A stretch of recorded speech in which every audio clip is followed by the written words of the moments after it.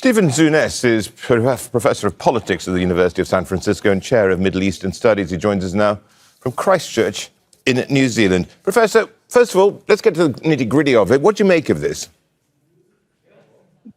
It is rather surprising in certain ways, given that Egypt has been a vocal critic of Israel's genocidal war on Gaza, the expansion of settlements, rejection of Palestinian statehood.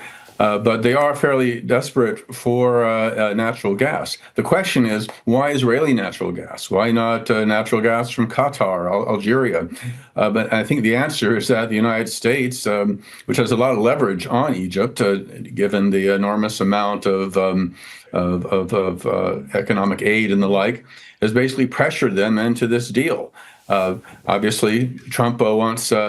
Feels that would rather see Chevron profit than state gas companies, for example. But also, I think this is part of a broader effort by the Trump administration to try to integrate Israel economically into the region and therefore lessen the leverage Arab states might have in support of the Palestinian cause.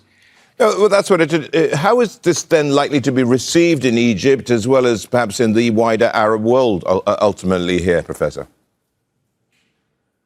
I don't think it'll go over well for the very reasons that I noted. But I think that at the same time, the Egyptians are dealing with a genuine energy shortage, and they are pretty desperate for some relief in this regard. They may trust the government on this one. At the same time, I don't doubt there'll be some serious dissent as well, particularly internationally. Yeah, absolutely. I mean, when you look at it through certain lenses, this could really erode Egypt's energy sovereignty. Yeah, very, very much so. And indeed, Egypt's credibility. I mean, Egypt is the largest country in the Arab world. It's still, very much the center of cultural and scholarship and other. It does see itself as a leader in the Arab world. So to see this kind of deal right now, just at a time when there's a growing movement for sanctions on Israel to try to isolate Israel economically in light of the horror that country has inflicted on the Palestinians in recent years, this doesn't make Egypt look good. Yeah, there's another aspect here. I mean, does this give Israel leverage over Egypt, or does it, because of the amount of money involved, that it gives Egypt some more leverage over Israel? I don't think that. I think it's much more Israel leverage under Egypt, frankly, just because despite Israel's much smaller size, they are more powerful economically. They have the kind of unconditional support of the United States. President Trump, who's close to Chevron and the big oil giants, the United States, obviously wants to advance their interest as well. I think the leverage that Egypt would have was if it would join those in the international community who are pushing for a boycott, but.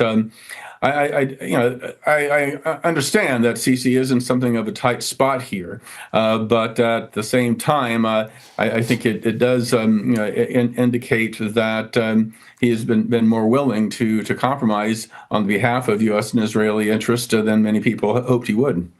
Now, this deal has been in the works for a while, and the timing is quite interesting, given that we have this ceasefire now in Gaza, and perhaps the optics would have seemed completely erroneous or awful if they had signed such a deal during the bombing and the genocidal conflict taking place on the Strip. Now, that's one part of it.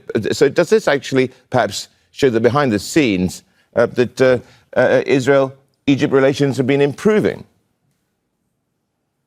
It's possible. I mean, the tragedy right now is that people continue to die, both from bomb attacks and from preventable diseases and hypothermia and the like, and the attention of the world is somewhat less on the situation there. So it does give entities that want to make deals with Israel perhaps a little more cover than they might otherwise have.